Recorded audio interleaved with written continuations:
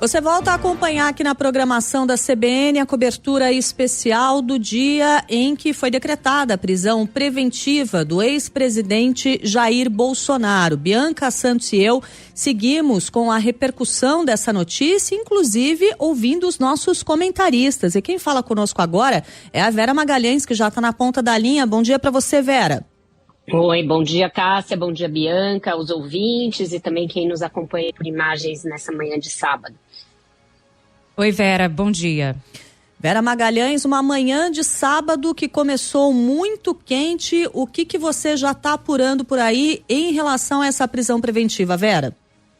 Olha, Cássia, eu apurei que o ministro Flávio Dino, que é presidente da primeira turma, que julga o caso da trama golpista e também esse inquérito da coação no curso do processo, que foi no bojo do qual o ex-presidente Jair Bolsonaro teve a prisão preventiva decretada, já marcou para segunda-feira a sessão plenária virtual da turma, que vai analisar a medida do ministro Alexandre de Moraes e decidir se há valida ou não.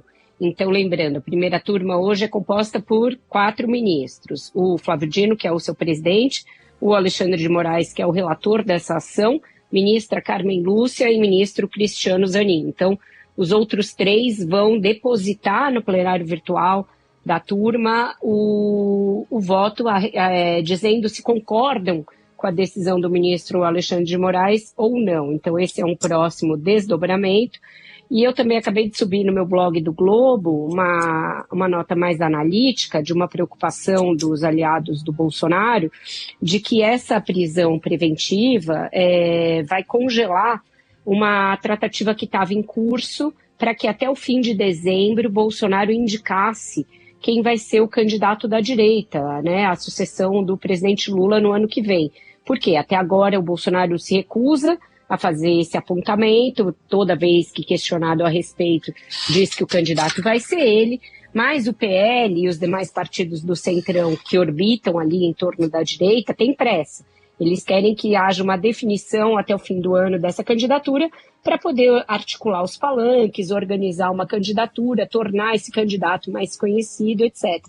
E o Alexandre de Moraes tinha autorizado uma série de visitas ao Bolsonaro a partir das próximas semanas, que eram vistas como o momento em que se iria dar o start nesse processo. Então, ele tinha autorizado o governador Cláudio Castro, agora no dia 26, governador Ronaldo Caiado, que é um dos pré-candidatos, no dia 9 de dezembro, e o Tarcísio no dia 10 de dezembro. E na decisão de agora, desse sábado, que decretou a prisão preventiva, o Alexandre de Moraes diz: estão canceladas todas essas visitas, qualquer nova visita terá de ser previamente autorizada. Então, zerou esse jogo e além, então, portanto, das consequências que a gente vem tratando até agora, que são ali importantes e inéditas, históricas, também tem esse aspecto de congelar as discussões a respeito da candidatura para 2026. Vera Magalhães, há pouco Bernardo Melo Franco, conversando com a gente, citou a postura dos filhos de Bolsonaro, Eduardo e Flávio, que acabaram, 2 posturas diferentes, que acabaram levando consequências para o ex-presidente, para o pai. E, nesse caso, Flávio Bolsonaro havia convocado uma vigília para a porta da casa, para a frente da casa de Jair Bolsonaro. De alguma forma, poderá ocorrer consequência para Flávio Bolsonaro nessa possível tentativa de obstrução, de investigação, de coação? Olha, Bianca, eu ainda não tenho apuração a esse respeito, mas eu postei lá no Ao Vivo do Globo que tudo que está ali na decisão do ministro Alexandre de Moraes permite concluir isso pela lógica, porque ele faz um arrazoado da cronologia que levou a decisão. Diz, inclusive, nessa cronologia aparece, inclusive, o fato de que Bolsonaro tinha sido ali incluído em outras sanções mais leves, e isso foi se agravando em razão da conduta dele e dos filhos. Então ele menciona a ida do Eduardo Bolsonaro para os Estados Unidos, menciona aquela manifestação ocorrida na Paulista, na qual o Bolsonaro já estava proibido de postar nas redes, mas que o próprio Flávio Bolsonaro postou um vídeo e isso agravou a situação do pai, né? Um vídeo em que o pai aparecia.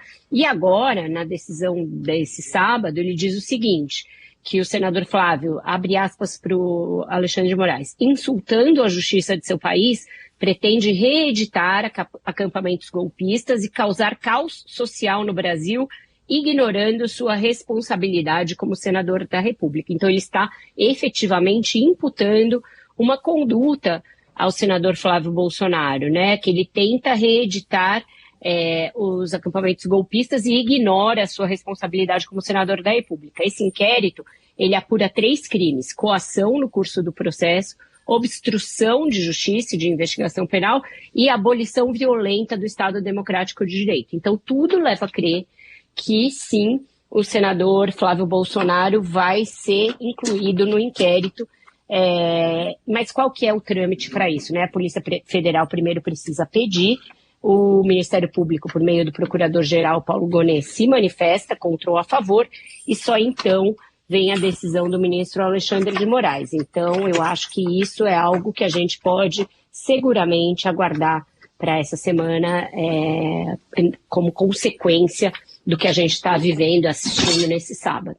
Ô Vera, quero ouvir também a sua palavra, você que acompanha bem de pertinho tudo que acontece em Brasília, qual que é a consequência no plano político dessa prisão preventiva hoje? O que isso significa, por exemplo, para o espectro mais à direita, Vera?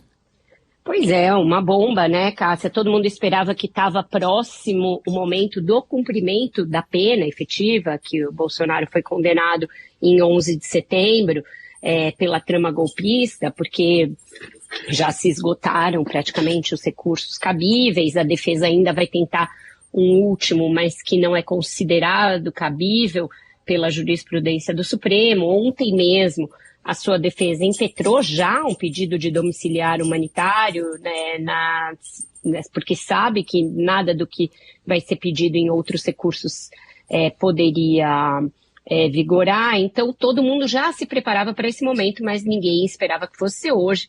Também ninguém esperava que a família Bolsonaro, depois de tudo que já foi investigado, fosse convocar uma vigília para um balão de deslocamento em frente a um condomínio, usando nessa convocação feita pelo senador Flávio Bolsonaro um linguajar bélico, linguajar militar, linguajar de guerra, de novo, e que fosse haver uma violação da tornozeleira eletrônica do Jair Bolsonaro. Então, a direita está bastante perplexa.